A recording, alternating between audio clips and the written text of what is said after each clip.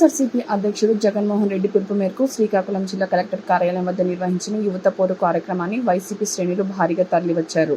ఈ సందర్భంగా విద్యార్థులకి ఫీజు రిమెంబర్మెంట్ బకాయిలను వెంటనే చెల్లించాలంటూ వైఎస్ఆర్సీపీ ఆధ్వర్యంలో కలెక్టరేట్ వద్ద విద్యార్థులు, వాళ్ళ తల్లిదండ్రులు మరియు వైఎస్ఆర్సీపీ నాయకులు, కార్యకర్తలు, అభిమానులు పెద్ద ఎత్తున నినాదాలు చేస్తూ కూటమి ప్రభుత్వంలో విద్యార్థుల చదువులకు ఫీజు రిమెంబర్మెంట్ ఇవ్వకుండా ఇబ్బందులు పాలు చేస్తున్నారని, ఎన్నికల ముందు ఇచ్చిన వాగ్దానాలను వెంటనే అమలు చేయాలని డిమాండ్ చేశారు.